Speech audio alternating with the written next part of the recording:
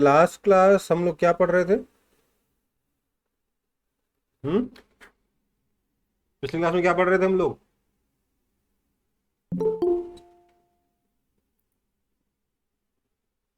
बोलो। Magnetic field due to different configuration of current पढ़ रहे थे ना? यही पढ़ रहे थे ना भाई?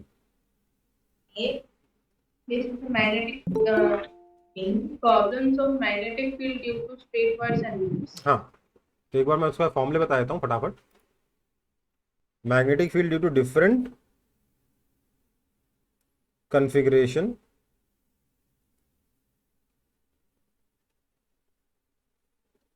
ऑफ करंट, यही पढ़ रहे थे। हमने क्या पढ़ा? अगर इनफाइनाइट वायर है तो यहां पर मैग्नेटिक फील्ड कितना होगा? सबसे पहले तो सर, अगर करंट ऊपर जा रहा है तो मैग्नेटिक फील्ड अंदर की तरफ होगा। अगर ये डिस्टेंस r है तो मैग्नेटिक फील्ड की वैल्यू हो जाएगी mu naught I upon 2 pi r। वहीं अगर फाइनाइट वायर हो जाए जिसमें करंट आई जा रहा है तो यहां से r डिस्टेंस पर अगर पॉइंट है तो यहाँ का मैग्नेटिक फील्ड कितना हो जाएगा? उसके लिए हमें θ1 और θ2 दोनों की जरूरत पड़ेगी। मैग्नेटिक फील्ड का डायरेक्शन अंदर ही रहेगा। इसकी वैल्यू कितनी हो जाएगी? Mu naught I upon 4 pi r into sine θ1 plus sine θ2। Obviously इस साइड में मैग्नेटिक फील्ड, इस वायर के लिए इस साइड में मैग्नेटिक फील्ड किधर आएगा? बाहर की तरफ आएगा। ठीक है, चलो और क्या देखा था सर? अगर सर्कुलर लूप है तो सेंटर पे देखा था, राइट? अगर सर्कुलर लूप में करंट आई जा रहा है तो मैग्नेटिक फील्ड एट ओ कितना था? सर ये था mu naught I upon 2r, जहां r इसका रेडियस है। वहीं अगर आर्क हो, थीटा एंगल का, रेडियस r का, करंट ऐसे जा रहा है i, तो सेंटर में मैग्नेटिक फील्ड कितना आएगा? म्यू नॉट आई अपॉन, मैंने आपको बताया था 2r ऐसे रख लो, इंटू थीटा अपॉन 2 पाई कर दो, राइट? यही बताया था ना? और एक्सिस पे भी मैग्नेटिक फील्ड का फॉर्मूला पढ़ाया था क्या? एक सर्कुलर वायर की वजह से मैग्नेटिक फील्ड एट एक्सिस कितना आएगा? कोई बताएगा मेरे को?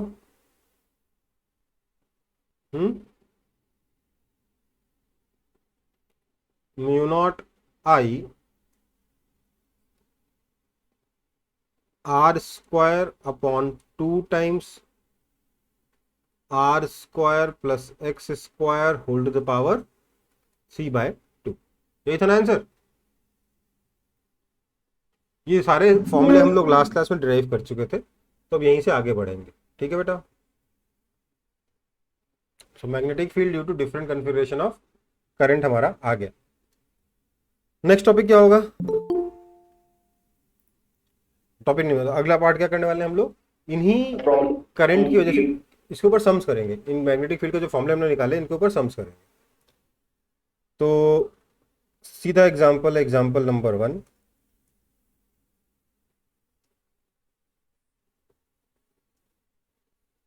ये मेरे पास एक स्क्वायर है, साइड लेंथ है इसका a, करंट जा रहा है इसमें i, इस तरीके से। मुझे बताना है कि सेंटर पर ये जो पॉइंट O है, इस पॉइंट O पर मैग्नेटिक फील्ड कितना है और किस डायरेक्शन में।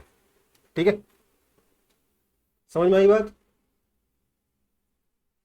तो इसको सॉल्व करने के लिए क्या करेंगे? सबसे पहले तो हम सारे इंडिविजुअल वायर्स की वजह से मैग्नेटिक फील्ड का डायरेक्शन देख लेते हैं, ताकि हमें पता हो कि भैया ऐड करना है, सब्ट्रैक्ट करना है, वेक्टर एडिशन करना है, क्या करना है।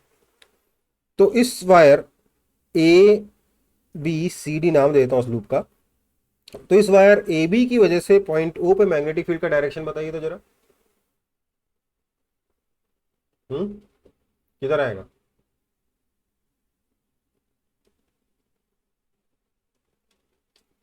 ए बी की वजह से कितना है, किधर आएगा बताइए? Sir inverse. इनवर्स आएगा ना? हाँ सर। बी सी की वजह से Inwards. Inwards. CD की वजह से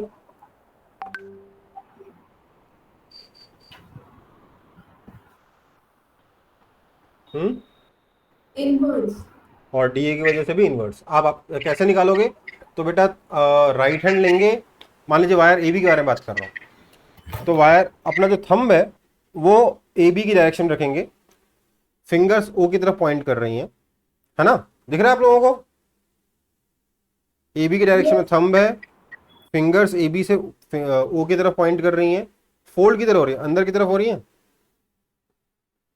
इसलिए इनवर्स है। सिमिलरली BC की वजह से भी इनवर्स आएगा, CD की वजह से भी इनवर्स आएगा, DA की वजह से भी इनवर्स आएगा। सारे के सारा सेम डायरेक्शन में रहेगा, तो सिर्फ ऐड करना है, कोई दिमाग थोड़ा लगाना है ना?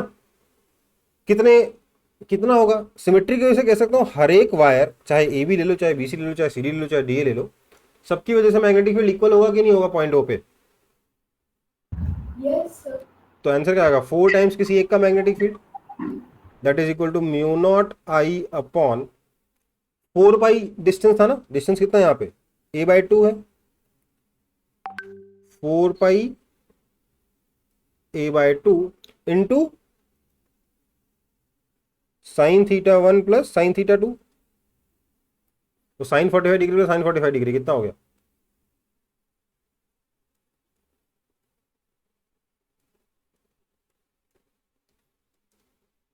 दैट इज इक्वल टू, देखो ये 4 और 4 कैंसिल हो गया, 2 पर चला गया, ये √2 हो गया, 2√2 mu naught I upon pi ए। समझ में आई बात?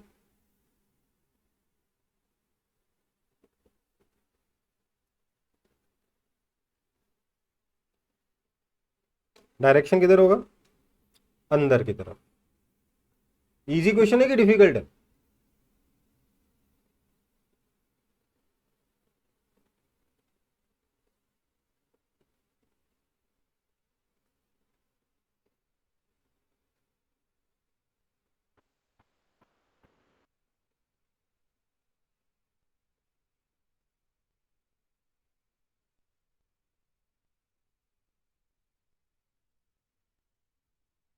ठीक है, Yes, sir. Yes, sir. चलो नेक्स्ट एग्जांपल।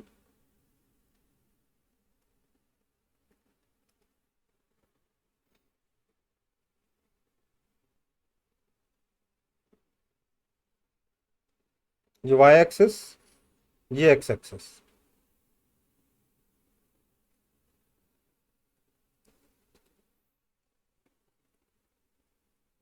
वायर आपका कुछ ऐसे है, वायर को दूसरे कलर से बनाता हूँ।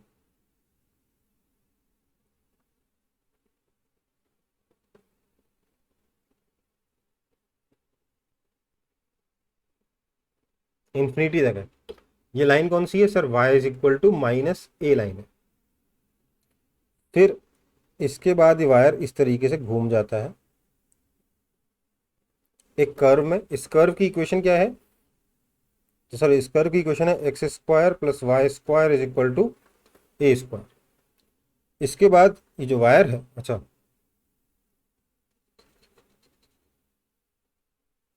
चलो ठीक है, इसके बाद जो वायर है वैसे चला था, ठीक लिखा था, x² plus y² is equal to a²। ये है आपका x is equal to minus है, ये भी इन्फिनिटी तक जा रहा है, ठीक है। और इसमें इस वायर में करंट आपका ऐसे जा रहा है I।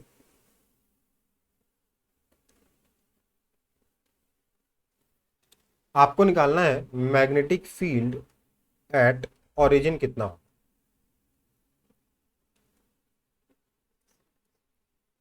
अब देखिए आपको एक बात बता देता हूँ, क्योंकि इसमें एक्स वाई दे दिया है तो हमारा टारगेट रहेगा हम i cap j cap k cap में ही आंसर लिखें, हम इनसाइड द प्लेन और आउटसाइड द प्लेन नहीं करेंगे। अगर ऑप्शन में inside the plane outside the plane है तो ऑब्वियसली उस पर टिक किया जाएगा, पर हमारी कोशिश रहेगी, अगर खासतौर से ऐसा क्वेश्चन सब्जेक्टिव में आता है तो हम ऐसे में answer I cap j cap k cap में देना पसंद करेंगे। ओके बेटा,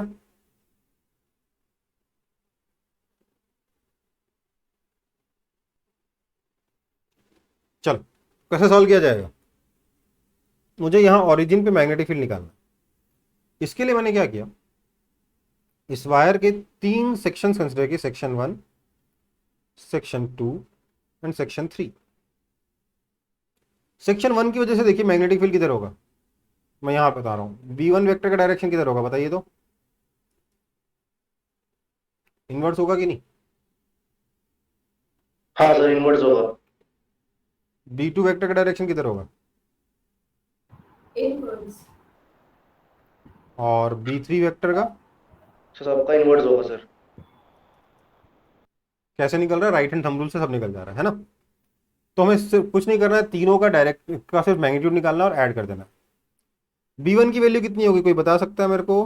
B1 इस सेमी इनफाइनाइट वायर की वजह से है, इसकी वजह से यहाँ पे मैग्नेटिक फील्ड निकालना है। तो देखिए ये डिस्टेंस, परपेंडिकुलर डिस्टेंस तो ए ही है, तो फॉर्मूला क्या आएगा, mu naught I upon 4 pi A into sine theta 1 plus sine theta 2। एक एंगल तो 90 डिग्री, दूसरा angle 0 degree, sine 90 degree plus sine 0 degree. हाँ या ना, समझ में आया ये?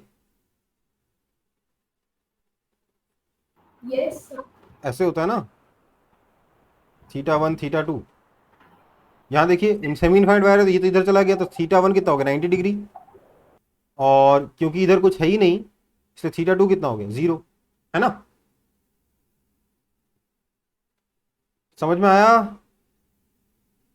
Yes. सर सर एक बार बोल दीजिए फिर।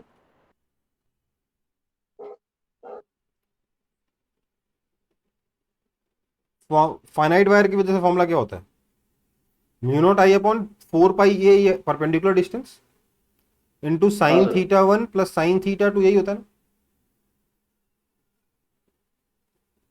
अब सोचिए इधर ये वायर इन्फाइनाइट तक जाए तो ये लाइन ऐसे हो जाएगी एकदम, हाँ सर। तो थीटा 1 क्या कहाँ चला जाएगा, 90 डिग्री, है ना, और ये एंगल थीटा 2 है। इधर वायर है ही नहीं क्योंकि आप यहाँ से जो परपेंडिकुलर डिस्टेंस है उसी पे पॉइंट है, इस वायर से जो परपेंडिकुलर डिस्टेंस है वही पे ना पॉइंट हो, हाँ या ना। तो ये वाला पार्ट है ही नहीं, तो थीटा 2 कितना हो जाएगा फिर, 0 होगा कि नहीं होगा? हाँ सर। तो बस वही किया, तो साइन 90 डिग्री 1 होता है तो ये हो गया mu naught I upon 4 pi ए। बिल्कुल सिमिलर तरीके से B3 भी इतना ही होगा, ठीक है, क्योंकि दोनों सेमी इनफाइनाइट वायर ही है, कैलकुलेटर का देख सकते हो। B2 निकाल लेते हैं, B2 कितना होगा, क्योंकि सर ये क्वार्टर सर्कल है, आंसर होगा mu naught I upon 2a। Radius भी तो है ना सर्कल का, x square plus y square equal to a square है ना equation. Mu naught I upon 2a into theta by 360 degree मतलब कि 1/4, है ना। So that is equal to mu naught I by 8a। So आपका जो net magnetic field आएगा वो कितना हो जाएगा,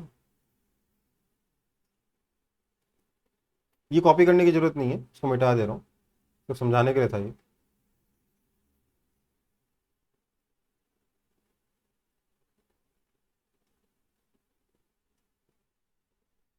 magnetic field is equal to B1 plus B2 plus B3, सब इनवर्ट डायरेक्शन मतलब minus k cap direction, right. So that is equal to mu naught I upon 2 pi a plus mu naught I upon 8a minus k cap, right. Sir B2 कैसे निकालना है एक बार बोल दीजिए तो।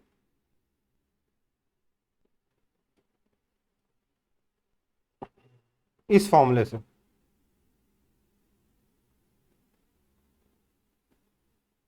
ठीक है सर।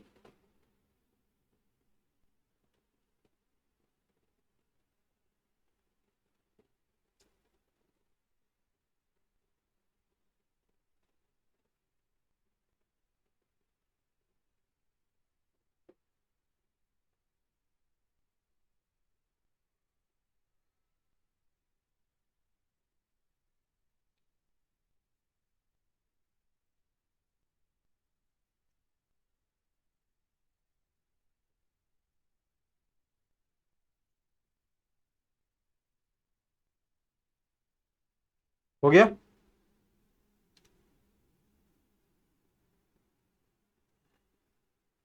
सर हाँ, सर ये कल स्कूल में हम लोग का ओरल टेस्ट है, उसमें मैग्नेटिज्म एंड मैटर भी आ रहा है।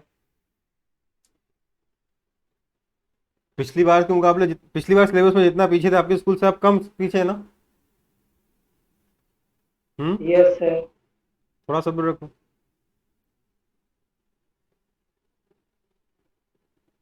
यार एक बार शुरुआत में पीछे हो गए थे क्योंकि मैं क्लास नहीं ले पाया था, तो मैं बहुत ज़्यादा स्पीड में जाके कोई आपका फ़ायदा तो करा नहीं दूंगा ना।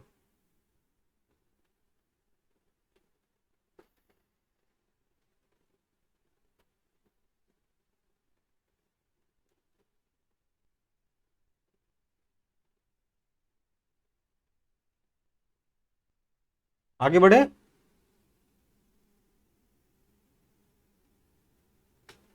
चलो, मैग्नेटिक फील्ड निकल गया।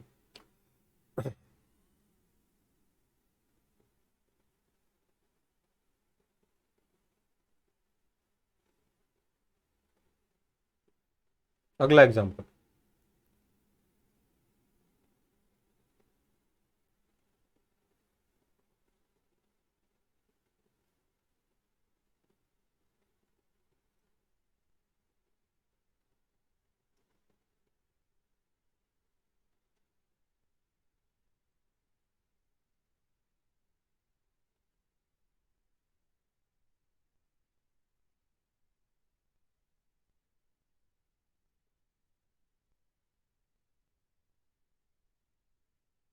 कितना आएगा?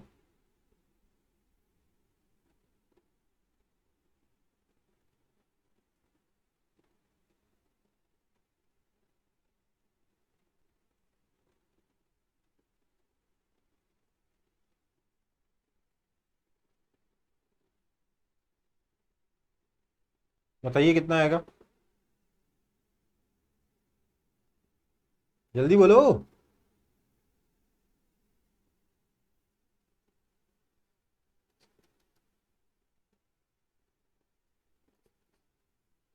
समझ में आई बात? क्यों होगा जीरो? सोचो अब।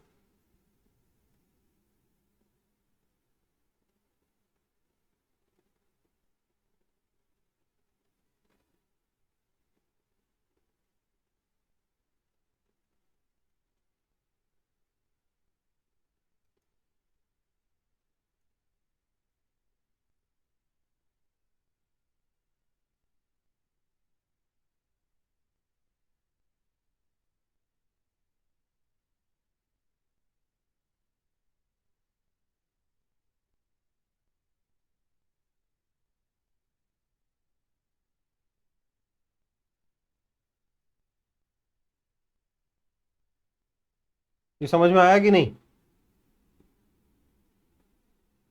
Yes, sir. क्योंकि कोई भी एलिमेंट अगर आप लोगे तो उसका डीएल वेक्टर और उस एलिमेंट से पॉइंट ए की पोजीशन जो आर वेक्टर है, दोनों सेम डायरेक्शन में, क्रॉस प्रोडक्ट जीरो हो जाएगा, इसलिए हर एक डीबी जीरो होगा। अब अगर आप एब्सोल्यूट जीरो को इंटीग्रेट करोगे तो हमेशा आंसर क्या आएगा? जीरो ही आएगा। ओके बेटा, ओके।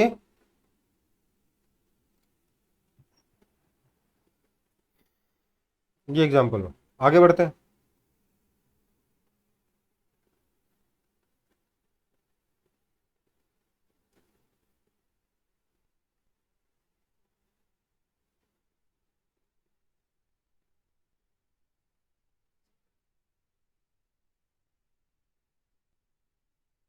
हम्म।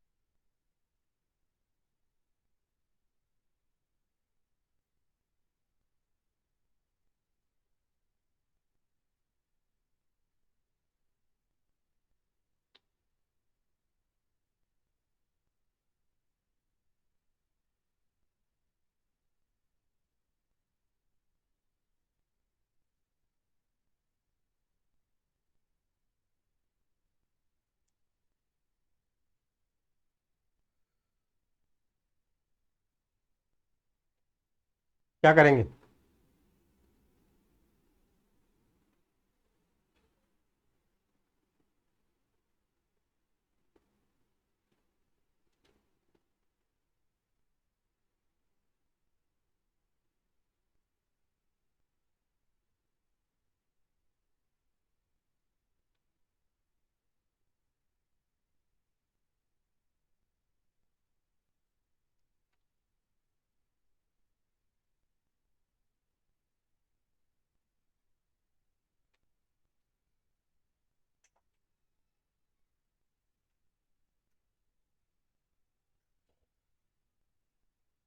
कितना आएगा बताइए जल्दी।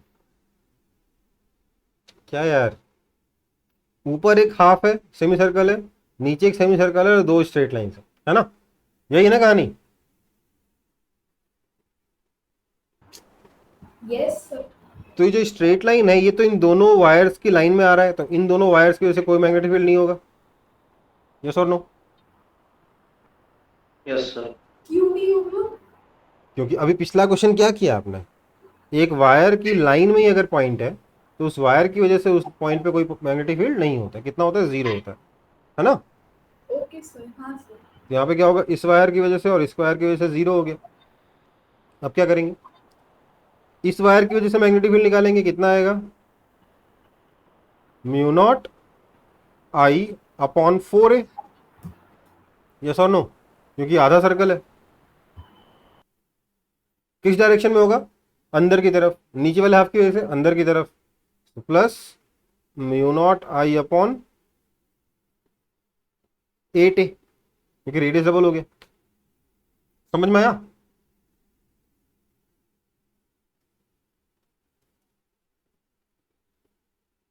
हम्म?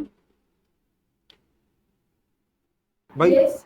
आधा सर्कल है तो कंप्लीट सर्कल का हाफ होगा ना, that is equal to 3 mu naught I upon 8a।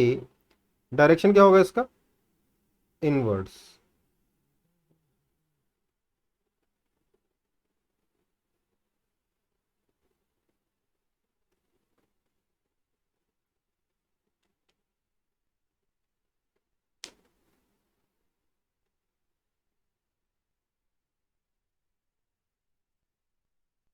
Okay,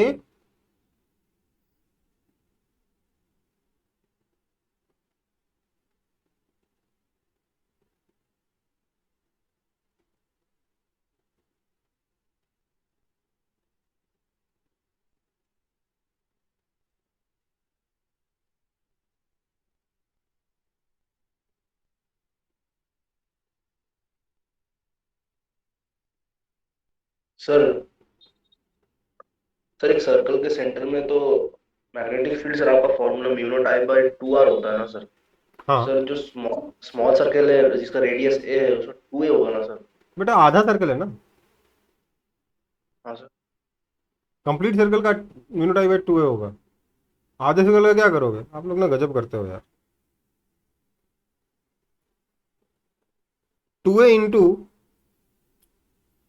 pi by 2 पाई करोगे कि नहीं करोगे? हम्म? हाँ सर। तो फिर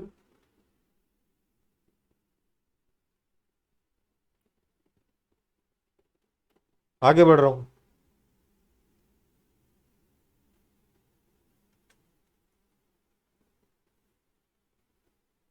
कंप्लीट सर्कल नहीं है ना भाई, सर्कुलर आर्क है ना।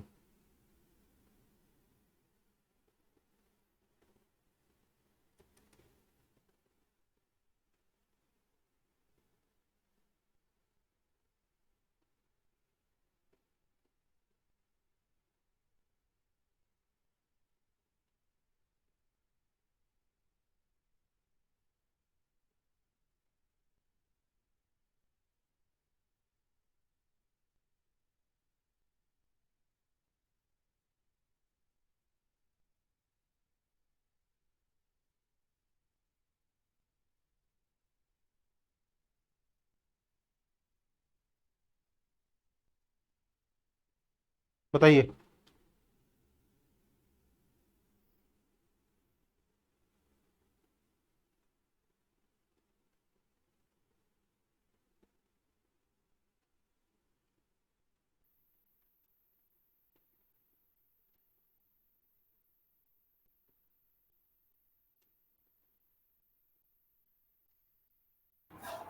सर 0 होगा। नहीं,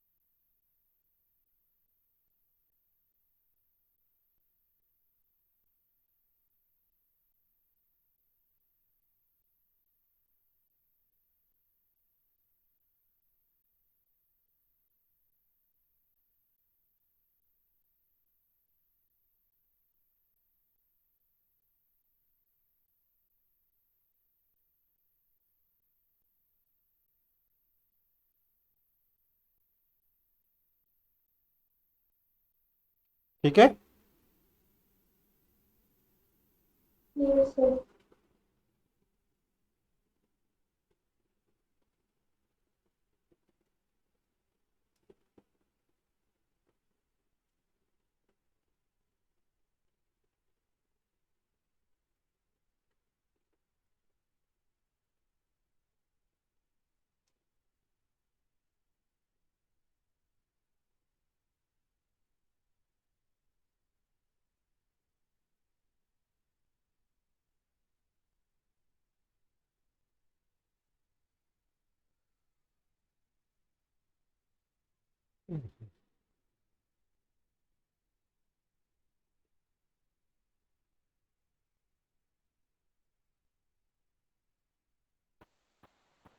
हो गया सर। हो गया।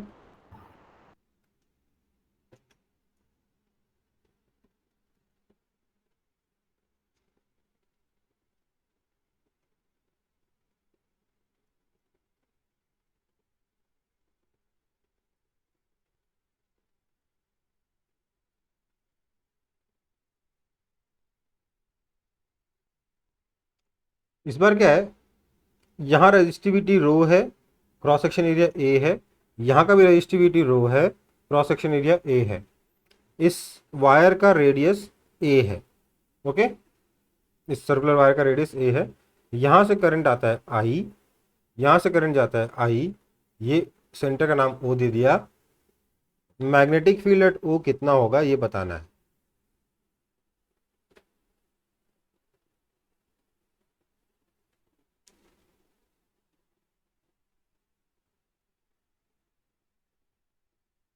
एक बार पीछे जाइए सर, हम्म। एक बार पीछे जाइए। फिर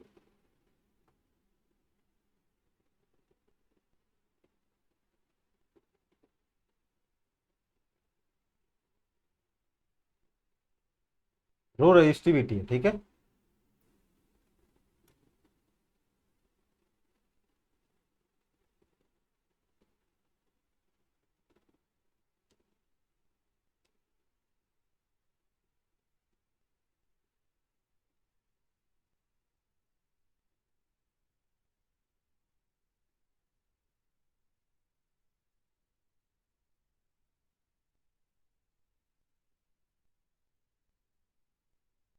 मतलब ये जो पूरा का पूरा सर्कुलर वायर है यूनिफॉर्म है।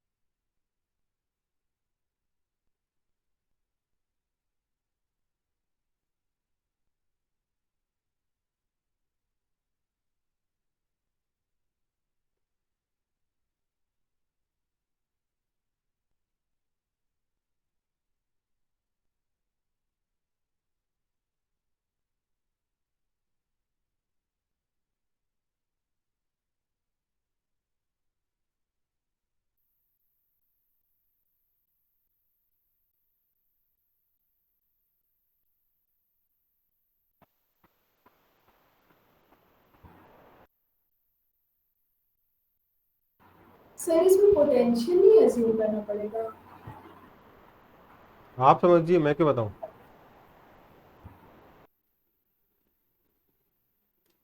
देखो भाई, बात ये है, पिछले केस में और इस केस में एक छोटा सा फर्क है। क्या फर्क है कि सर पिछले केस में हमने कह दिया था इधर का करंट और इधर का करंट इक्वल है ना,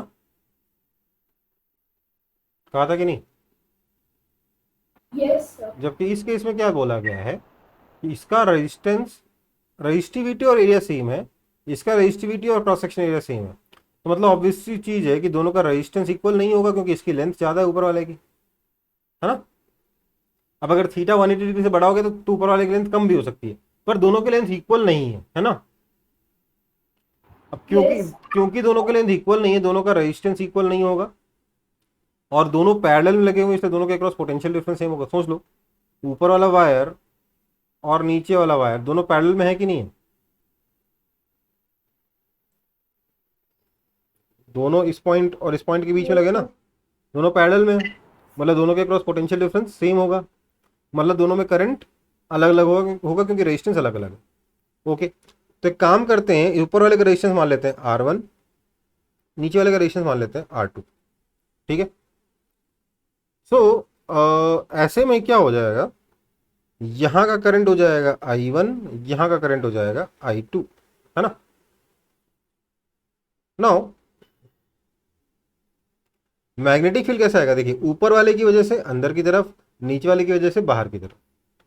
तो B1 कितना हो जाएगा, mu naught I1 upon 2R into 2 pi minus theta upon 2 पाई। इसमें किसी को शक हो तो बता दो।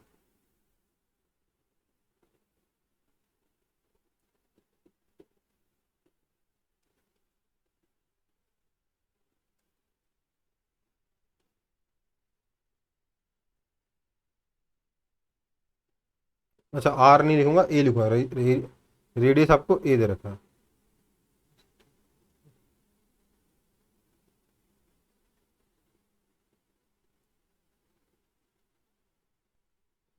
यही होगा ना, B1 vector B2 vector.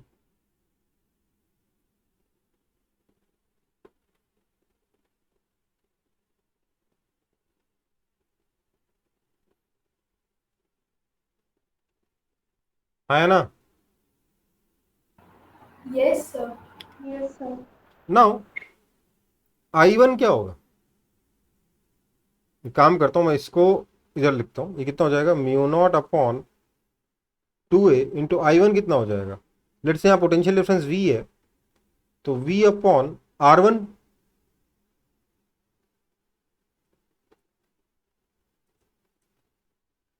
Right.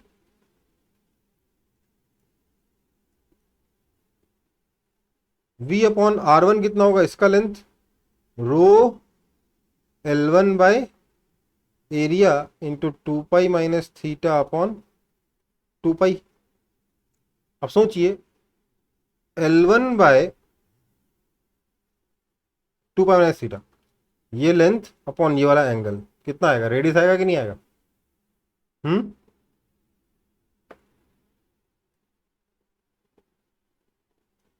तो ऐसे समझ में नहीं आया तो काम करो, VA upon rho into L1 कितना हो जाएगा, sir radius A into angle 2 pi minus theta into 2 pi minus theta by 2 pi. Yes और no. Hmm. That is equal to mu naught VA अपॉन 4 पाई रो A स्क्वायर। समझ में आई बात।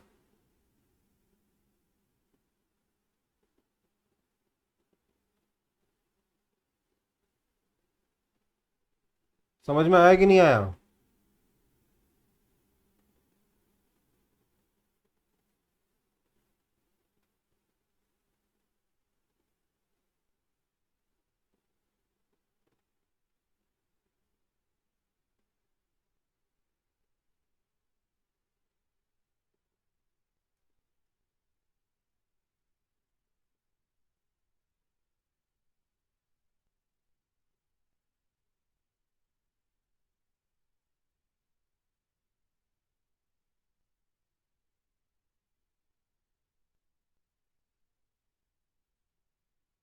ये समझ में आया?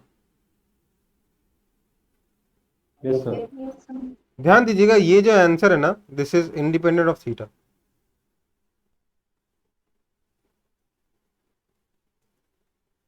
मतलब कि ऊपर वाले की वजह से B1 और नीचे वाले की वजह से B2 इक्वल होगा,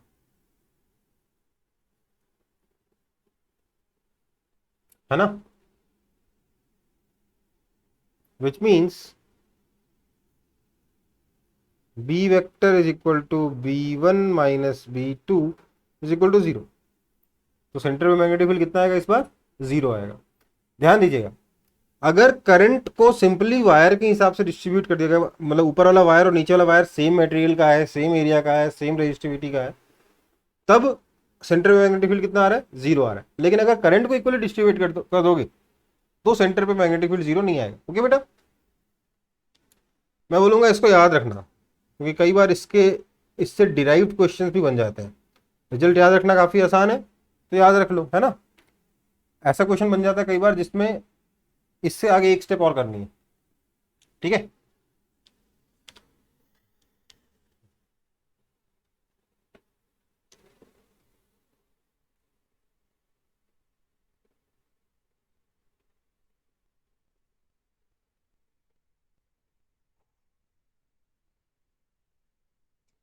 आंसर 0 है, याद करने में कोई दिक्कत ही नहीं है। आगे बढ़ता हूं।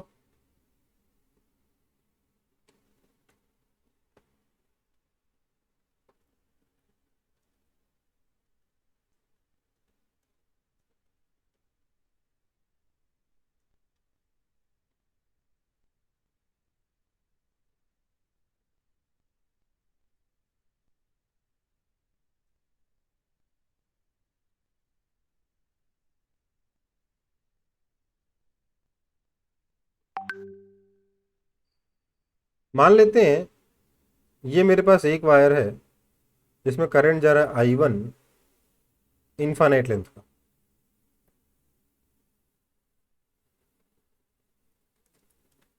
यहां पर ये दूसरा वायर है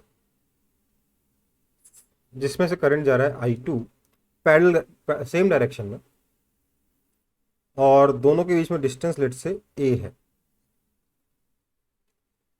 तो इन दोनों के बीच में मुझे फोर्स निकालना है। ठीक है, समझ में आई बात?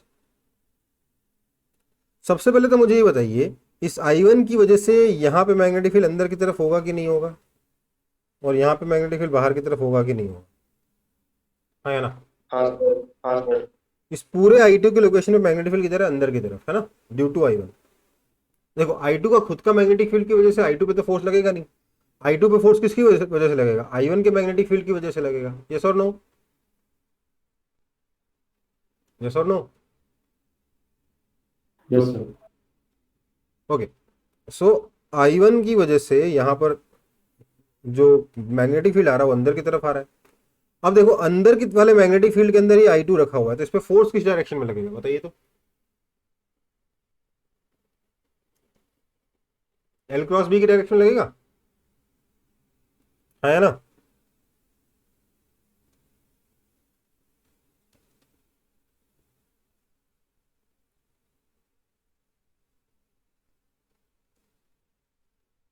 यस और नो?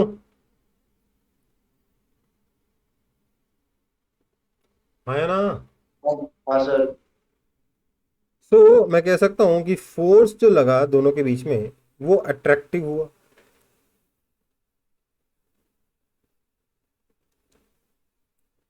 है ना? फोर्स की वैल्यू कितनी हुई देखिए, अगर इसकी लेंथ L है तो हम बोल सकते हैं कि फोर्स की वैल्यू हो जाएगी I2 into L into B1 कितना होगा? Mu naught I1 upon 2πa। Yes और नो?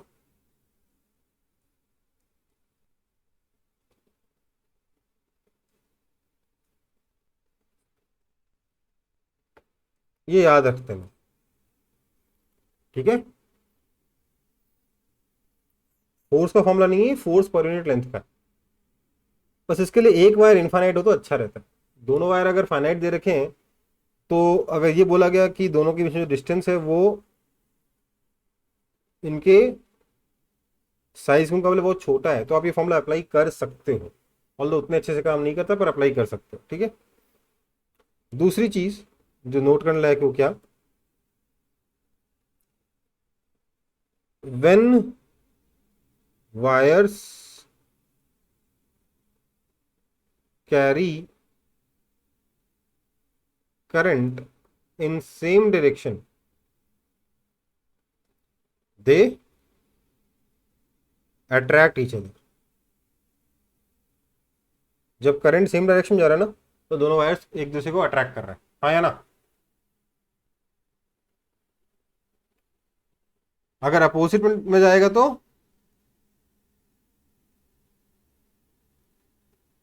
रिपेल करेगा।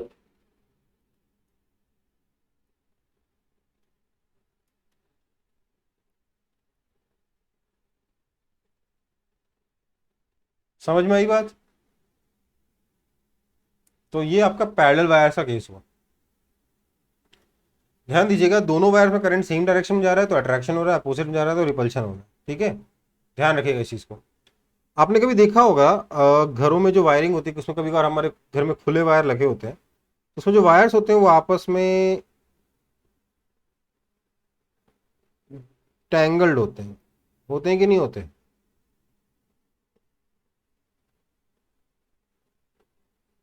कुछ इस तरीके से टैंगल्ड होते हैं कि नहीं होते। हाँ सर।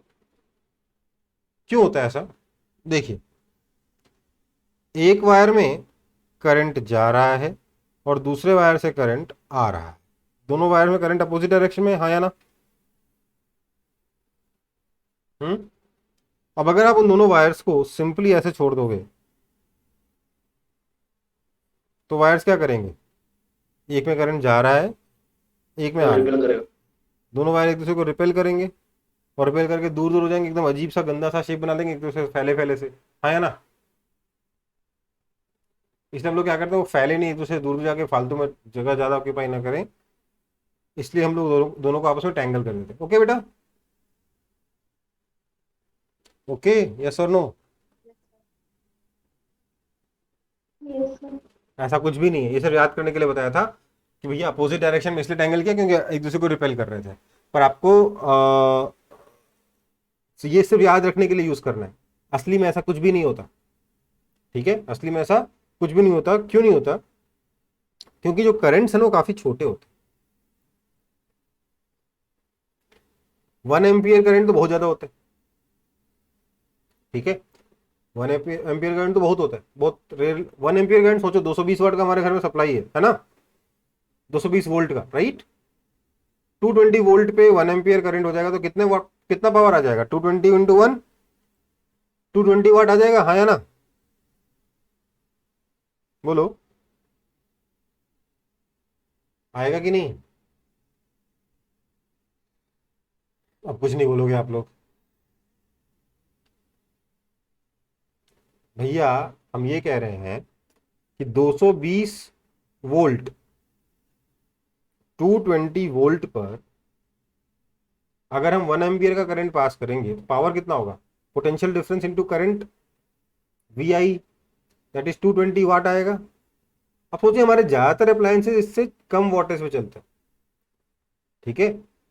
कुछ अप्लायंसेज जो इस वोल्टेज या इससे ऊपर ज्यादा वोल्टेज कंज्यूम करते हैं, उसको हम लोग, उसके लिए हम लोग घर में अलग सर्किट लगाते हैं, पावर, जिसको आप पावर प्लग कहते हो, याद है, याद नहीं, पता है कि नहीं पता है। Yes, sir. Yes, sir. आपके जो, अगर हीटर हो गया, आपका जो आयरन हो गया, या आपका जो एसी हो गया, ये सब के लिए अलग कनेक्शन होता है, 5 एम्पियर का कनेक्शन होता है, ठीक है। सो तो करंट आपका 1 एम्पियर से ज़्यादा है नहीं। अब सोचो दोनों जगह I1 I2 की जगह अगर आप 1 एम्पियर भी डाल दोगे तो म्यू नॉट बाय 4 पाई कितना होता है, 10⁻⁷, है ना। म्यू नॉट बाय 4 पाई कितना होता है, 10⁻⁷ होता है। Yes, sir. सो अब खुद सोच लीजिए, म्यू नॉट बाय 4 पाई होता है 10⁻⁷, और यहाँ I1 I2 हो गया 1, ये अगर 1 सेंटीमीटर भी है तो काफ़ी छोटा हो गया ना फोर्स, इतने कम फोर्स से थोड़ा ना दोनों वायर दूर दूर भाग जाएंगे। ये सिर्फ समझाने के लिए बताया था, समझाने नहीं, याद कराने के लिए बताया था कि ऐसा क्यों करते हैं, ताकि दोनों वायर एक दूसरे से जबरदस्ती दूर दूर भाग जाए। ऐसा कुछ भी नहीं होता कि सच में दूर दूर भागते, पर याद रह जाता है, एटलीस्ट मेरे को ऐसा करने के बाद याद रह गया था कि भैया वायर अगर अपोजिट डायरेक्शन में करंट लेके जाएगा ना तो रिपेल करेगा, मतलब सेम डायरेक्शन में अट्रैक्ट करेगा, हाँ या ना। चलो फिर, तो force between two current carrying wires आ गया। ओके, नेक्स्ट है इसी का एक और एग्जांपल। ये वायर है मेरे पास इनफाइनाइट लेंथ का, और यहां पर एक वायर रखा हुआ है जिसमें करंट ऐसे जा रहा है। इस वायर का नियरेस्ट एंड हमारे इनफाइनाइट वायर से ए डिस्टेंस पर है, और इस वायर की लेंथ एल है। यहाँ करंट I1 है, यहाँ करंट I2 है। आपको इन दोनों वायर्स के बीच में फोर्स निकालना है, ठीक है।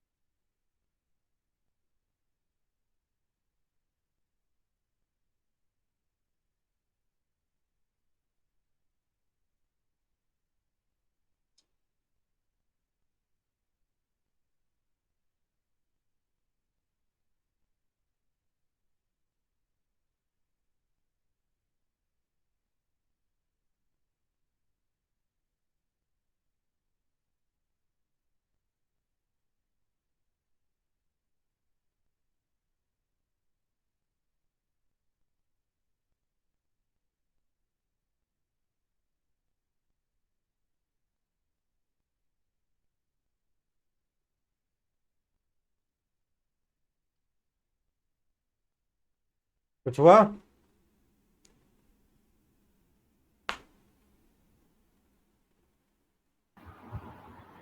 सर सेम आंसर आ रहा है। सेम आंसर आ रहा है? अच्छा, मुझे कहा बताओ, क्या यहाँ का मैग्नेटिक फील्ड और यहाँ का मैग्नेटिक फील्ड इक्वल है क्या इसकी वजह से? नहीं ना, है क्या? नहीं सर। तो क्या करेंगे? क्योंकि हर जगह का मैग्नेटिक फील्ड सेम नहीं है, इसलिए हम लोग इस वायर के एलिमेंट काटेंगे। यहाँ से R डिस्टेंस पे जाएंगे और dr लेंथ का हमने ये वायर काटा। इसकी लोकेशन पे मैग्नेटिक फील्ड कितना होगा? B1 vector is equal to mu naught I1 upon 2 pi R अंदर की तरफ, और dl वेक्टर उधर है तो फोर्स किधर लगेगा? dl क्रॉस B ऊपर की तरफ।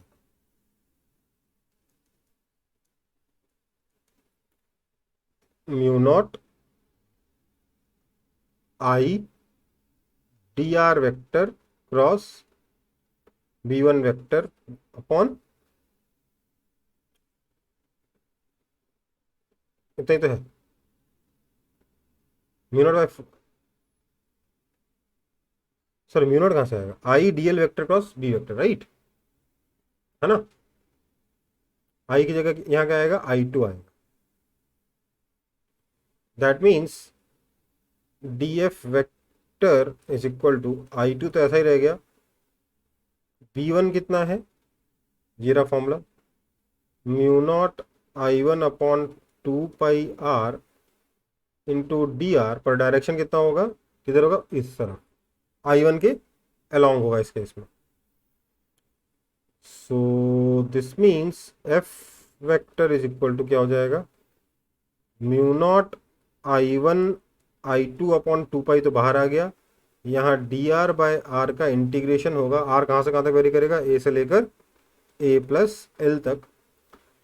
दिस मीन्स फोर्स, नया फोर्स कितना हो जाएगा? Mu not, sorry final force कितना हो जाएगा? Mu naught I1 I2 upon 2 pi ln a plus l upon a। Direction ये वाला, हाँ है ना।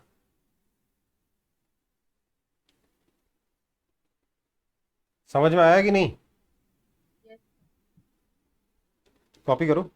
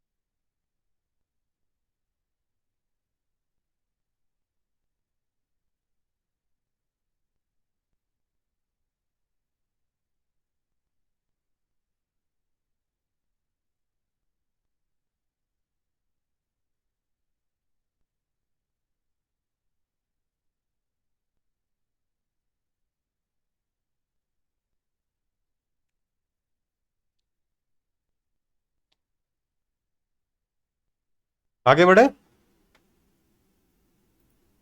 आगे बढ़े।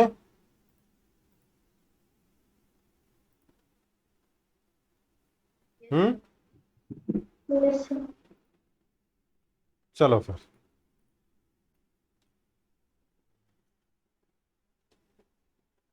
एक और एग्जांपल देख लो।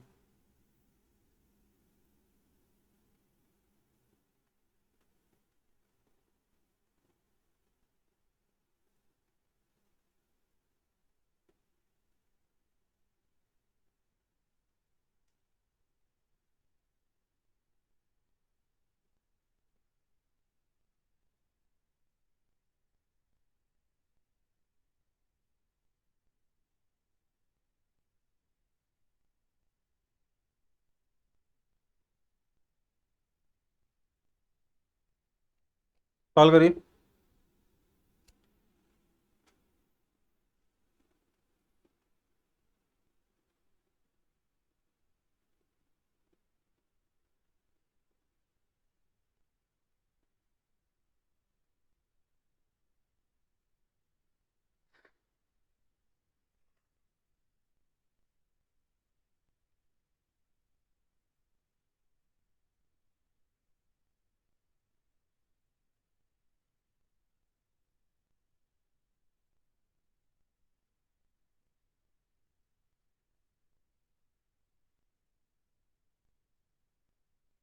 अच्छा, इसमें I1 है, इसमें I2 है।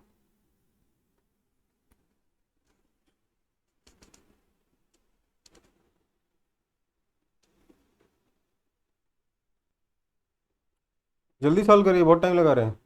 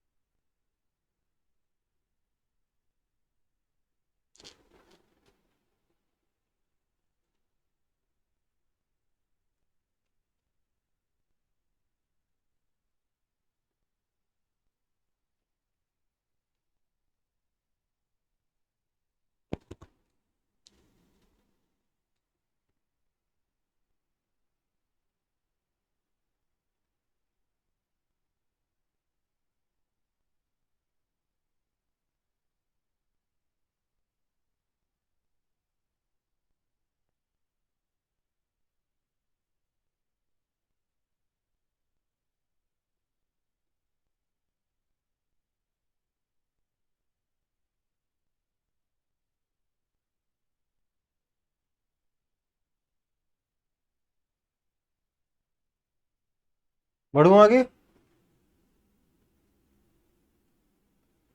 देखो भैया क्या है, ये I1 क्या करेगा, इसको अट्रैक्ट करेगा, इसको रिपेल करेगा, ठीक है। इस पर जितना फोर्स ऊपर लगाएगा इस पर उतना ही फोर्स नीचे लगाएगा, है ना, बाय सिमेट्री। इसलिए ये वाला और ये वाला कैंसिल हो जाएगा। क्या क्या बोले बेटा? बोला कि यही होगा। दोनों, देखो दोनों सिमिलर है ना यार।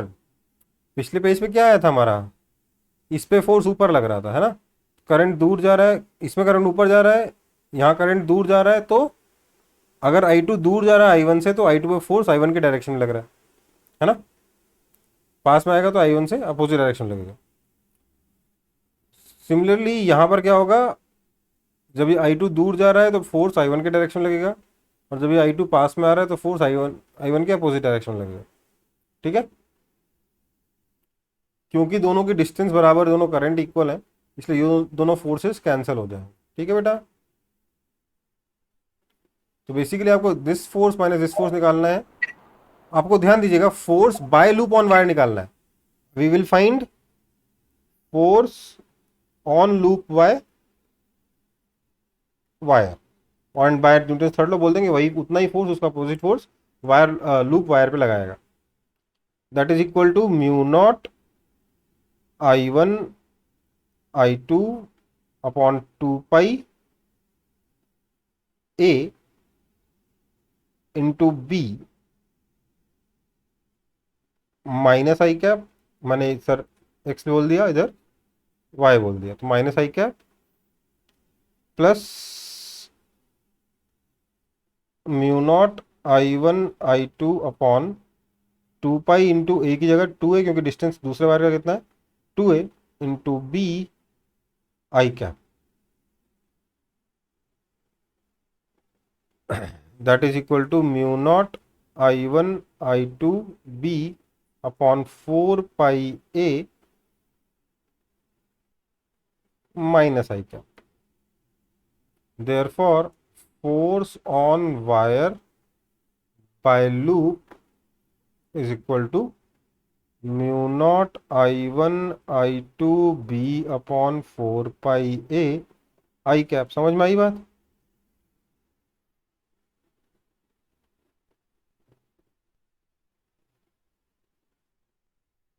सिंपल का सा क्वेश्चन बेटा, कुछ कॉम्प्लेक्स नहीं है इसमें।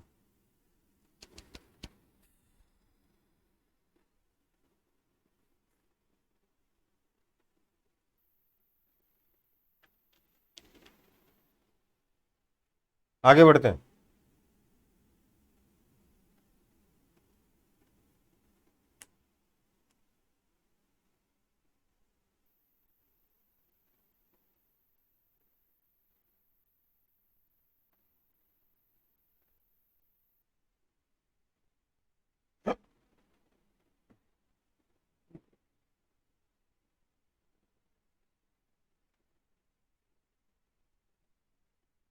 ठीक, चलो अगला हमारा टॉपिक है हेल्महोल्ट्ज कॉइल।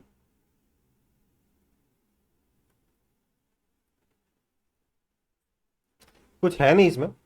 क्या किया इसने, एक आर रेडियस का वायर लिया, सॉरी सर्कुलर लूप लिया, रिंग लिया,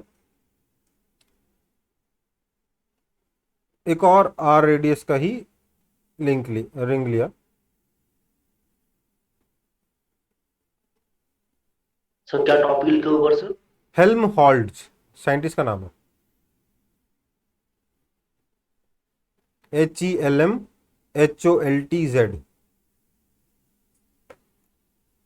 दो वायर्स लिए, दो रिंग्स ले लिए, दोनों का रेडियस आर है और दोनों के सेंटर के बीच में डिस्टेंस भी आर है, ठीक है।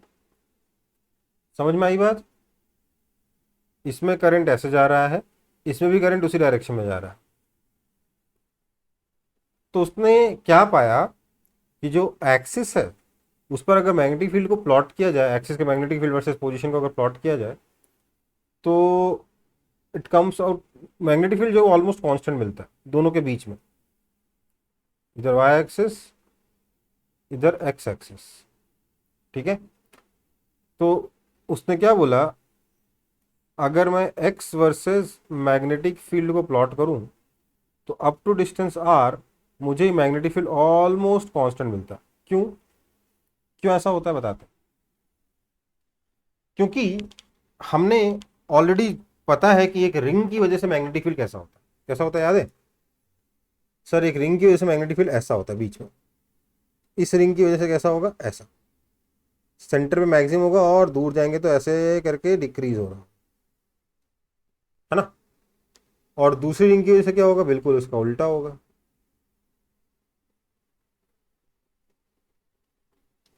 और हम क्या देखेंगे, एक डिक्रीज हो रहा है, दूसरा ऑलमोस्ट उतना इंक्रीज हो रहा है, तो दोनों का सम क्या हो जाएगा, कांस्टेंट हो जाएगा,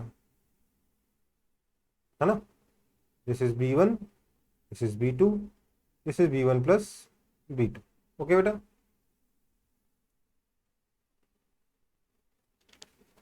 ठीक है बेटा। तो ये कॉन्सेप्ट था कि बीच में जो दो कॉइल्स जिनका रेडियस इक्वल है उनके सेंटर के बीच में डिस्टेंस मैंने इक्वल रख दिया, तो इस दोनों में करंट भी सेम सेंस में फ्लो कर रहा है। तो इस कॉन्फ़िगरेशन को हम कहते हैं हेल्महोल्ट्ज़ कॉइल। और इस हेल्महोल्ट्ज़ कॉइल की खास बात क्या है कि सर यहाँ पर दोनों के बीच में एक्सिस पे अगर आप मूव करेंगे एक्सिस के अलॉन्ग, तो दोनों के बीच में मैग्नेटिक फील्ड यूनिफॉर्म रहता है।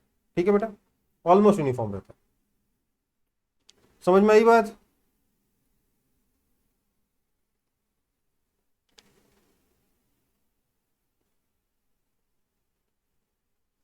आगे बढ़ते हैं।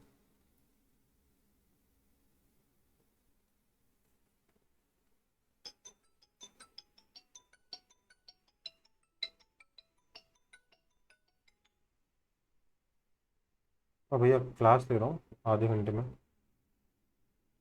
हेलो,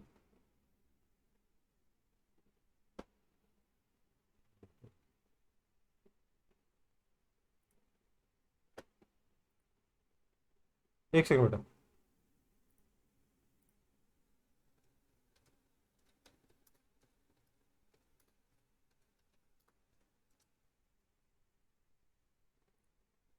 हाँ, तो मैं क्या कह रहा था, हेल्महोल्ट्ज़ कॉइल बता रहा था ना। एक का मैग्नेटिक फील्ड डिक्रीज हो रहा था, दूसरे का मैग्नेटिक फील्ड इंक्रीज हो रहा था। इसी का आगे का वर्जन है सोलेनॉइड। सोलेनॉइड क्या होता है पहले समझ लेते हैं। यूं समझ लीजिए कि आपके पास एक इस तरीके का ट्यूब है और आपने इस ट्यूब के ऊपर एक वायर को रैप कर दिया है, बहुत टाइटली रैप किया। डायग्राम में उतना टाइटली रैप में दिखाऊंगा तो कुछ नज़र नहीं आएगा, पर आपने इस तरीके से एकदम टाइटली, ये जो वायर्स है ना दोनों के बीच में डिस्टेंस बहुत कम है, दोनों चिपके हुए हैं, ठीक है। इस तरीके से आपने एकदम टाइटली वायर्स को रैप कर दिया इसके अराउंड।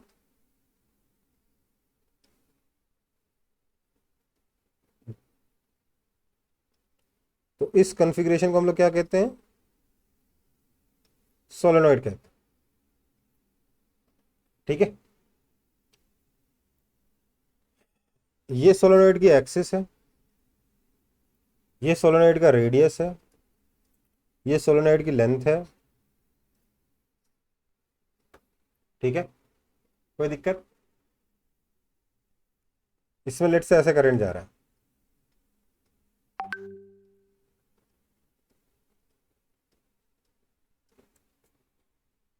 ठीक है, let's call this current I. यहां पर total number of turns capital N है,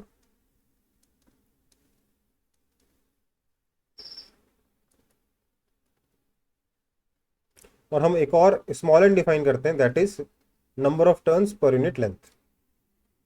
ठीक है बेटा, समझ में आई बात? हाँ या ना? Yes sir. अब देखो इसके अंदर अगर मैग्नेटिक फील्ड देखोगे तो क्या होता है, एक चीज बता देता हूं। वहां दो कॉइल थे तो मैग्नेटिक फील्ड ऑलमोस्ट कांस्टेंट था। यहाँ तो इतने सारे कॉइल से मैग्नेटिक फील्ड परफेक्टली कांस्टेंट रहने वाला है, मतलब बहुत ज्यादा यूनिफॉर्म रहने वाला है। क्या होगा, यहां का जो मैग्नेटिक फील्ड अगर आप देखते हो, सॉरी इस पॉइंट का अगर आप मैग्नेटिक फील्ड देखते हो तो this is approximately zero. Okay, वहीं अगर आप बी इन देखोगे तो वो ऑलमोस्ट यूनिफॉर्म होता है,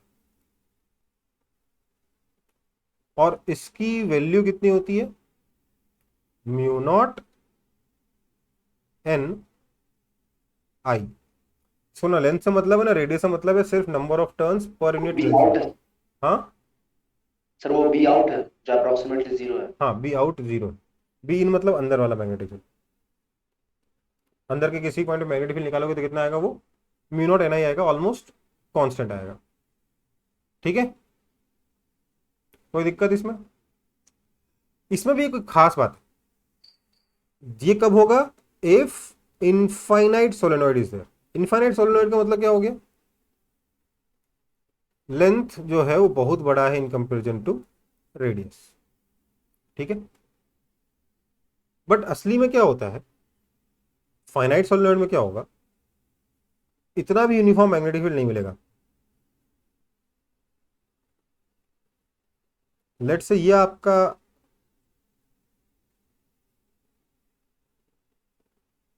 सोलेनॉइड है, ये एक्सिस है। देखो डिराइव हम लोग सिर्फ एक्सिस के पॉइंट्स के लिए कर सकते हैं, और किसी पॉइंट के लिए डिराइव कर नहीं सकते। अगर हम ठीक से डिराइव करेंगे तो हमें क्या मिलेगा कि अगर मैं यहां से लेट्स से इस एंड को जोड़ दूं, यहां से इस एंड को जोड़ दूं, और मैं पाऊं कि ये वाला एंगल थीटा वन है, ये वाला एंगल थीटा टू है, तो इस पॉइंट पी का मैग्नेटिक फील्ड कितना होता है बता देते हैं। म्यू नॉट एन आई था ना, ये था ना, इसको आधा कर दो, into sine theta one plus sine theta to. अब सोचिए लेंथ रेडियस के मुकाबले अगर बहुत बड़ा है तो थीटा वन थीटा टू दोनों कितने हो जाएंगे, 90 डिग्री हो जाएंगे, हाँ या ना। तो साइन थीटा वन भी वन हो जाएगा, साइन थीटा टू भी वन हो जाएगा, टोटल कितना हो जाएगा, म्यू नॉट एन आई आ जाएगा, है ना। यस और no, this is for finite. ठीक है, इसलिए यहां से एक और रिजल्ट आता है, इवन फॉर इनफाइनाइट सोलेनॉइड। हाँ इनफाइनाइट सोलेनॉइड, लेकिन मान लीजिए इनफाइनाइट नहीं है, इनफाइनाइट नहीं बोलना चाहिए, लॉन्ग सोलेनॉइड। लॉन्ग का मतलब क्या हो गया, रेडियस लेंथ के मुकाबले बहुत छोटा है। इवन एक लॉन्ग सोलेनॉइड के लिए अगर आप ये एंड पॉइंट लोगे तो at end point theta one कितना हो जाएगा, जीरो होगा कि नहीं होगा, ये वाला थीटा वन मान लीजिए पॉइंट पे यहां नहीं हो कि यहां होता, थीटा वन जीरो हो जाएगा कि नहीं हो जाएगा बताइए।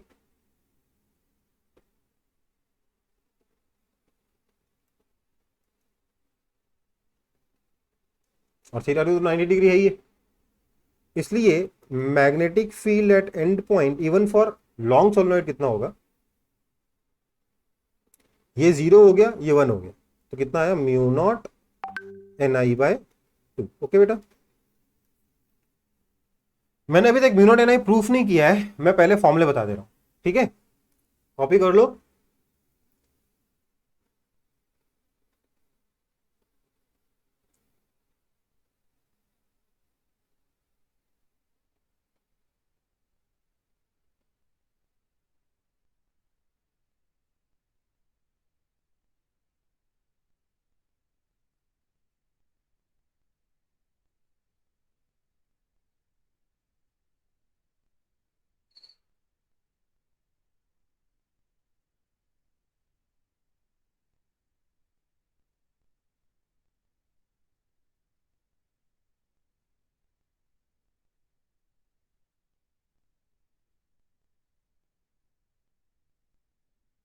कॉपी कर लो, फिर बताऊंगा एक बार और।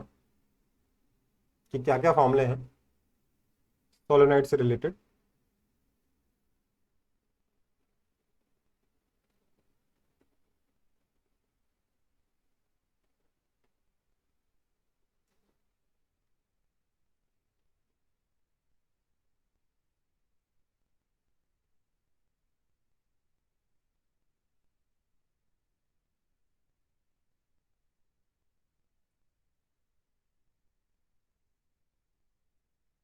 हुआ copy?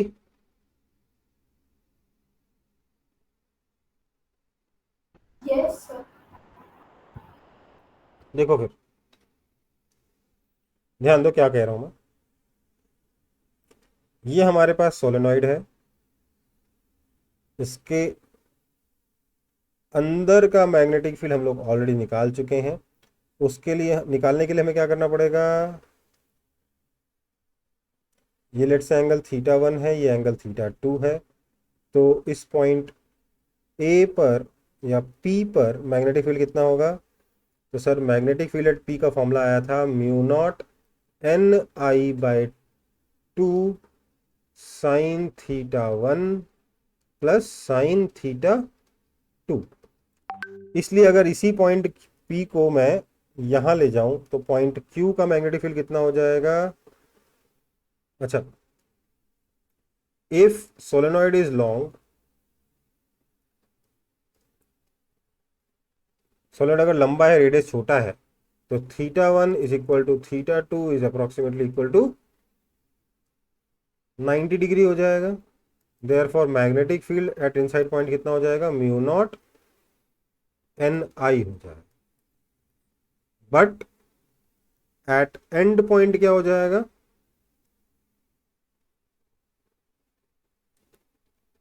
Mu naught N I by 2। कहने का मतलब अगर मैं इसको लॉन्ग सोलेनॉइड कंसिडर करता हूँ तो मैग्नेटिक फील्ड कैसे वेरी करेगा? तो सर ये रहा म्यू नॉट एन आई, ये रहा mu naught N I by 2। तो यहाँ पर आएगा टक टक टक,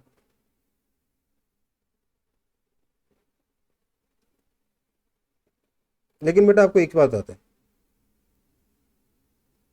सर, यहाँ तक है ना। देखो एंड जो है ना काफ़ी छोटा सा इफेक्ट है, काफ़ी कम डिस्टेंस के लिए इफेक्ट है। आपको जो क्वेश्चंस करने होंगे ना उसमें 90% क्वेश्चंस में आपको म्यू नॉट एन आई यही फॉर्मूला यूज करना है। बट कुछ क्वेश्चंस में ये फॉर्मूला भी यूज होता है, ये तो बहुत रेयरली कभी यूज होगा। ठीक है, मेन फॉर्मूला अभी भी यही है, पर कभी कभार ये फॉर्मूला भी काम आता है। ठीक है बेटा।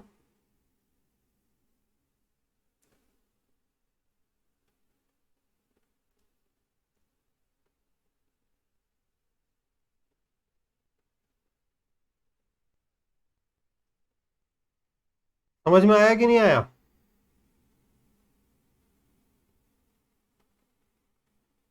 Yes, sir. चलो ये फॉर्मूला है, ये फॉर्मूला एक्सप्लेन किया। फॉर्मूले का डेरिवेशन कैसे होगा मैं डेरिवेशन करके नहीं दिखा रहा हूं, आपको एक आइडिया दे रहा हूं। ठीक है, बढ़ू आगे। सर रुकिए सर एक मिनट।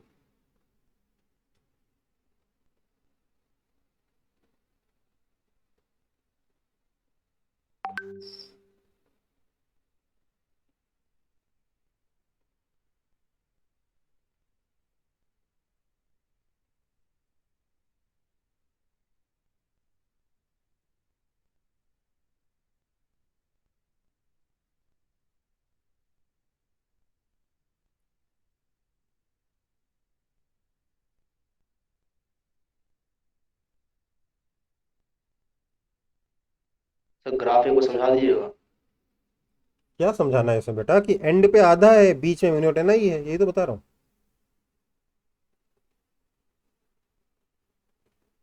ठीक है सर, हो गया। कुछ है थोड़ा ना। एंड मतलब इधर का एंड और इधर का एंड पे क्या है? Mu naught N I by 2 है और बीच में म्यू नॉट एन आई पूरा है। ठीक है, चलो आगे बढ़ते। डेरिवेशन का मैं सिर्फ आइडिया दे रहा हूं, कैसे डेरिवेशन होगा देख लीजिए। मतलब मैं इंटीग्रेशन वगैरह करके नहीं दिखाऊंगा, वहां तक लाके छोड़ दूंगा। मेरे को लेट से इस पॉइंट का मैग्नेटिक फील्ड निकालना है इस इनफाइनाइट सोलेनोइड। अब वायर इसमें लपेटा हुआ बेटा, मैं उतना बनाऊंगा तो अंदर कुछ दिखाने की जगह नहीं बचेगी ना। तो मैंने क्या किया, मैं यहाँ से x डिस्टेंस पे गया और यहाँ पर एक dx लेंथ का छोटा सा सोलेनोइड कंसीडर किया। अब ये छोटा सा सोलेनोइड जिसमें से वायर मूव कर रहा है, ये सोलेनोइड नहीं है, ये तो एक रिंग है, हाँ या ना। इसमें से अंदर करंट कितना जा रहा है?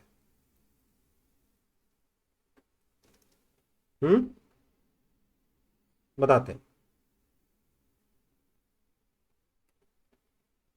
आई इंटू एन डी एक्स, मान सकता हूँ कि नहीं मान सकता?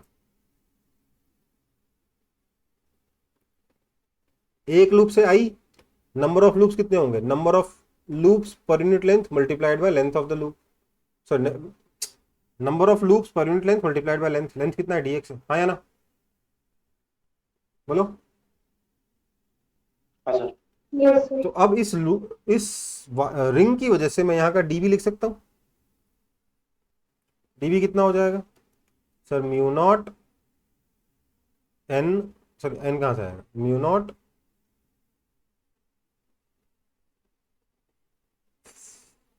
आई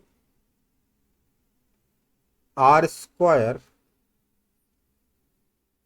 upon 2 pi times are square plus x square whole to the power 3/2। I की जगह क्या आएगा यहाँ पे? डी आई आएगा।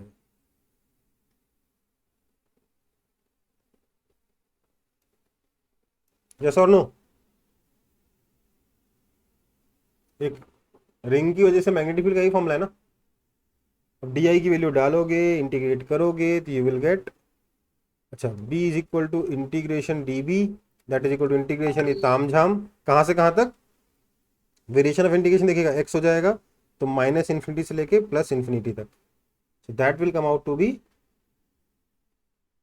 That will come out to be mu naught N I. ठीक है। वही अगर आप इस पॉइंट पे निकाल रहे हैं तो लिमिट कितनी हो जाएगी? 0 से इन्फिनिटी हो जाएगी ना, तो उसमें कितना हो जाएगा? Mu naught N I by 2 हो जाएगा, राइट? सर हाँ, वो डीबी जब आप निकाले ना वहाँ पे डिनोमिनेटर में पाई भी होगा। अच्छा पाई नहीं आता ना, सॉरी सॉरी सॉरी, वही पाई नहीं आएगा, सॉरी। ड्रिंक की वजह से जो फॉर्मूला आता है उसमें पाई नहीं आता ना।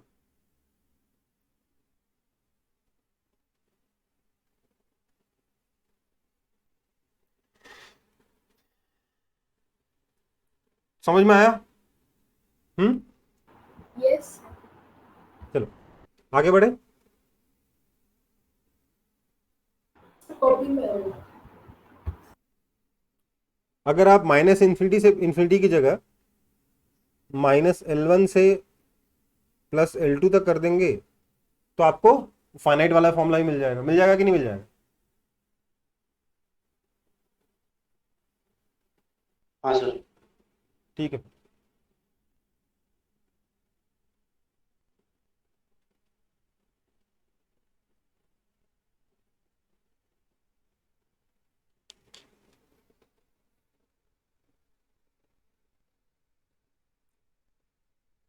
आगे बढ़ रहा हूं।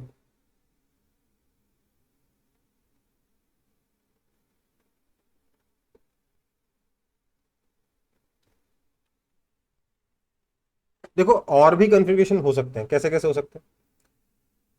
मिसलिनियस कॉन्फ़िगरेशन सिर्फ आपको बता दे रहा हूं उसके बारे में, बाकी आपको डेरिवेशन खुद से करना होगा।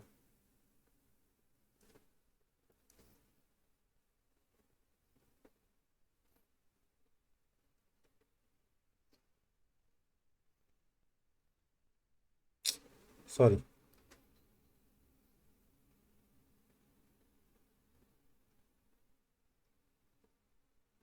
ये एक इनफाइनाइट शीट है,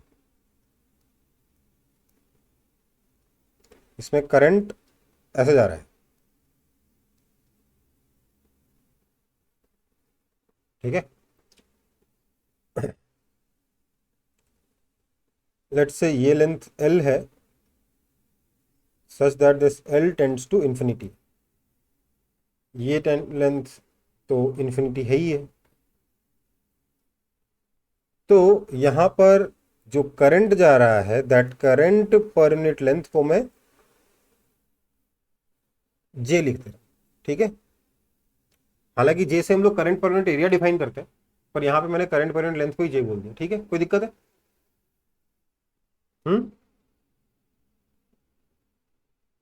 दिक्कत तो नहीं किसी को? तो ऐसे में इस वायर्स के सामने इस पॉइंट पर, इस पॉइंट लेट से ए पर मेरे को मैग्नेटिक फील्ड निकालना है। तो इसका डायरेक्शन किधर होगा ये बता सकता है? इसका डायरेक्शन होगा इस शीट के पैरेलल थोड़ा सा अंदर की तरफ, हाँ या ना?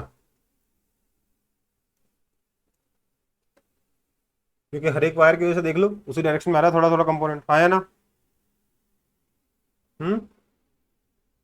लेट से ये डिस्टेंस एक्स है, तो अगर मैं मैग्नेटिक फील्ड ए निकालूंगा तो मेरा आंसर कितना आएगा सर? तो आंसर आ जाएगा म्यू नॉट जे बाई 2। कोई दिक्कत? जैसे वहां सिग्मा बाई 2 एप्सिलॉन आता था ना इनफाइनाइट शीट की वजह से, यहाँ क्या आ रहा है? म्यू नॉट जे बाई 2 आ रहा है। सिमिलर फॉर्मूला है कि नहीं है?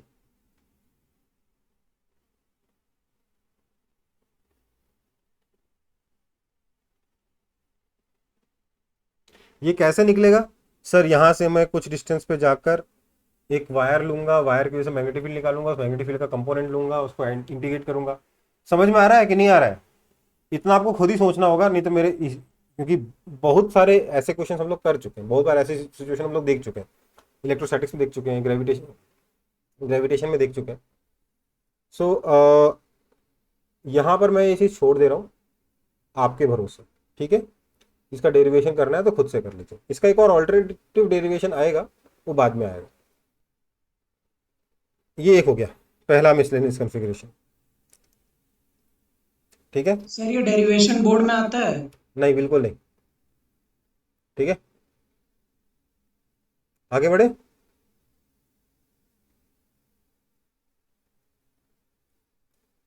Yes sir. सेकंड मैं बता रहा हूं, आपके पास कुछ ये कॉन्फ़िगरेशन है कि एक वायर यहां से शुरू होता है, ऐसे घूमता है गोल गोल, ये वायर्स एक दूसरे से चिपके हुए हैं। समझ में आई बात? समझ में आया कि नहीं आया? इस तरीके से स्पाइरल में करंट आ रहा है।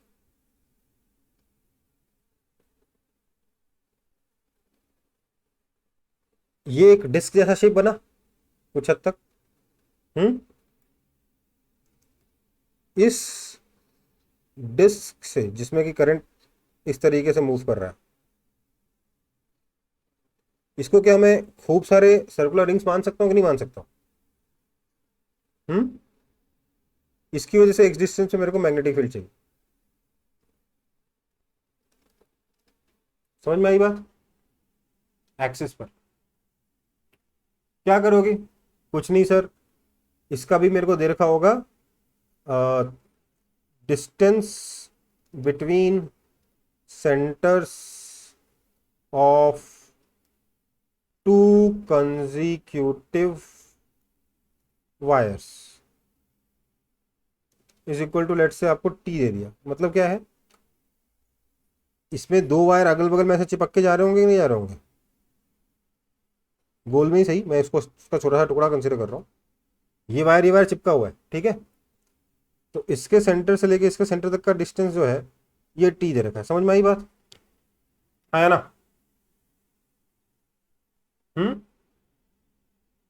मतलब बेसिकली एक वायर की थिकनेस कितनी है? टी दे रखी है।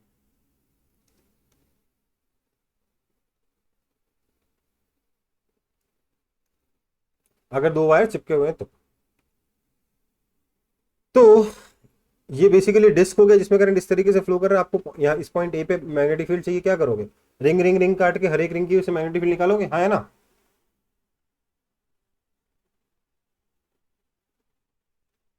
है ना? समझ में आया कि नहीं आया?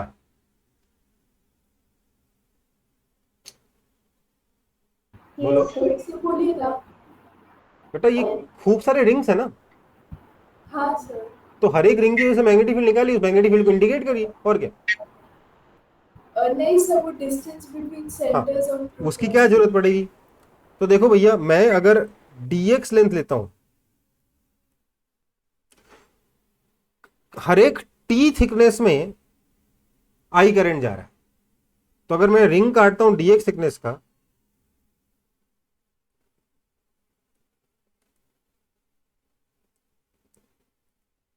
तो इसमें से करंट कितना अज्यूम करूंगा, di is equal to current per unit thickness t into thickness dx, आया ना, इसलिए बताया था। Yes sir. ठीक है,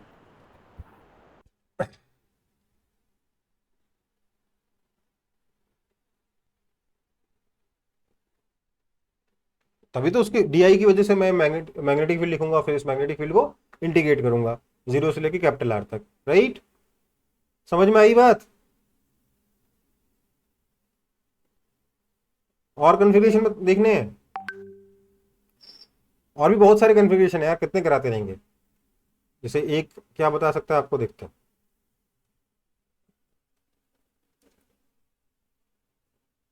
बोलेगा थोड़ा सा पीछे जाइए सर। तुम हमेशा सबसे लास्ट में क्यों कॉपी करते हो।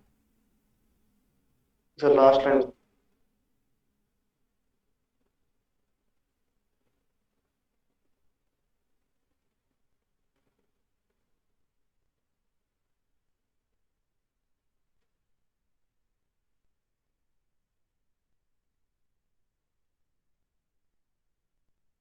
हो गया सर।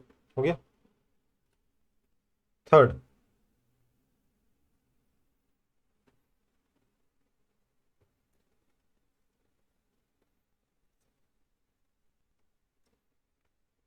करंट थिकनेस हो गया, हर थिकनेस में करंट आ गया है ना, मैग्नेटिक फील्ड आ गया। ठीक है, अगला कन्फिग्रेशन मेरा ऐसा है, सिलेंडर है,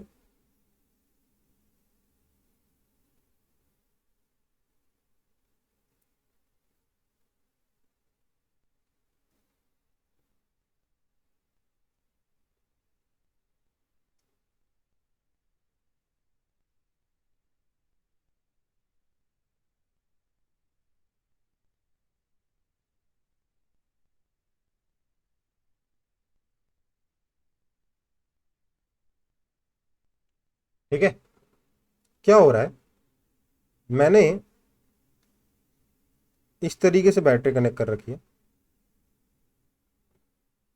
समझ में आया कुछ, बैटरी कैसे कनेक्टेड है, या कलर चेंज कर दूं।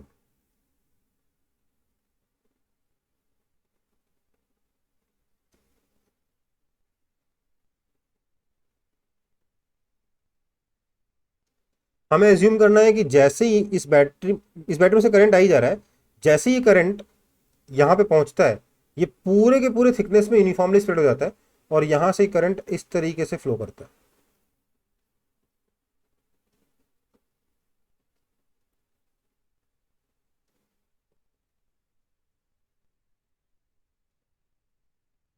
हमें मैग्नेटिक फील्ड एट एक्सिस निकालना है। आपको इसकी लेंथ दे रखी है एल, रेडियस दे रखा है आर। ठीक है, क्या करोगे बताऊं।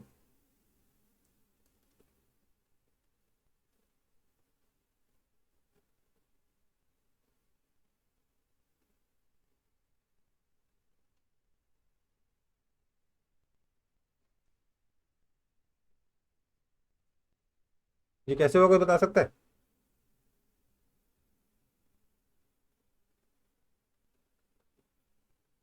Because this is same as solenoid, right.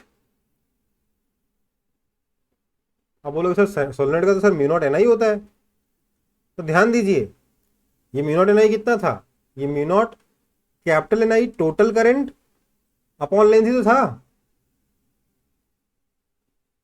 हाँ या ना, यस और नो। और यहाँ पे टोटल का ये सारा का सारा करंट अगर आप जोड़ दोगे तो टोटल करंट कितना है, आई ही है ना, इस करंट आई के बराबर ही है। यस और no?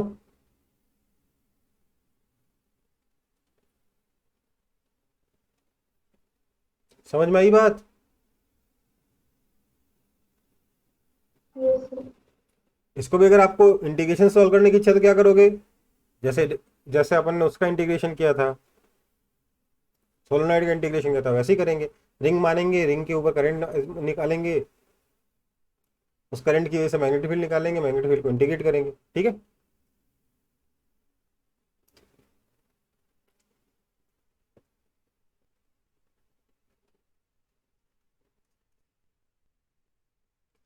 L is very very greater than R देना जरूरी था, ताकि ताकि इनफाइनाइट सोलेनॉइड की तरह बिहेव करे।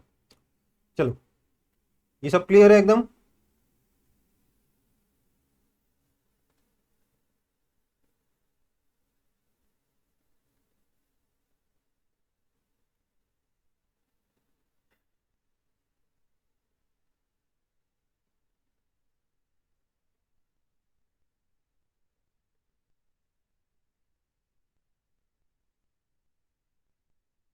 क्लियर है कि नहीं?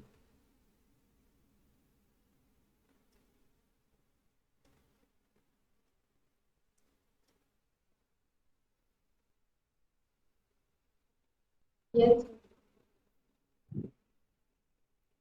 चलो फिर अगला टॉपिक है हमारा amperes circuital law. This is equivalent of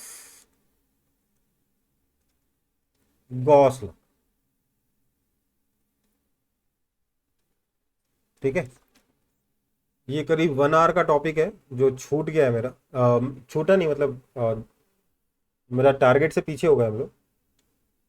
मेरे को मैंने इस चैप्टर के लिए 3 से 4 क्लास रखी थी, बट मेरे ख्याल से 3.5 क्लास हो गई, क्योंकि एक क्लास हाफ हुई थी, बाकी 3 क्लास और ली है ना। तो हम टारगेट से थोड़ा सा पीछे हैं इस चैप्टर में। 1 घंटे की क्लास, या मतलब एक पूरी क्लास मान लो और बची हुई है। थोड़ा सा इसलिए भी है क्योंकि मैंने कुछ चीज़ें एक्स्ट्रा बताई आप लोगों को, जैसे कि जो साइक्लॉइड था उसमें जितना डिटेल में हम लोग गए उतना डिटेल में मैं अक्सर हमेशा जाता नहीं हूँ, क्योंकि उसका क्वेश्चन कभी आता नहीं है। आज भी मैंने कई एग्जाम्पल्स आपको एक्स्ट्रा कराए जो मैं नॉर्मली कराता हूँ उससे, तो थोड़ा सा मैं एक्स्ट्रा पढ़ा के थोड़ा एक्स्ट्रा टाइम ले लिया, क्योंकि मुझे लगा कि यार ऑफलाइन में क्या है कि थोड़ा सा डाउट आप लोगों के दिमाग में तो हो जाता है, ऑनलाइन में मुझे लगा कि छोटे छोटे पॉइंट्स बता दूँ, इस कन्फिग्रेशन का क्या होगा, इस कन्फिग्रेशन क्या होगा। एग्जाम्पल से जो कराया मैग्नेटिक फील्ड निकालने के थोड़े ज़्यादा कराए, तो आई होप आपको सबको समझ में आया होगा अभी तक। लेकिन हम थोड़ा सा पीछे हैं। जब भी मैं महीने के एंड में अगर मैं थोड़ा पीछे रहूंगा तो मैं उसको कवर अप करने के लिए कुछ एक्स्ट्रा क्लासेस ले लिया करूंगा। ठीक है बेटा? हम्म। Okay sir. चलो फिर ओके। सर हाँ बेटा। Sir equivalent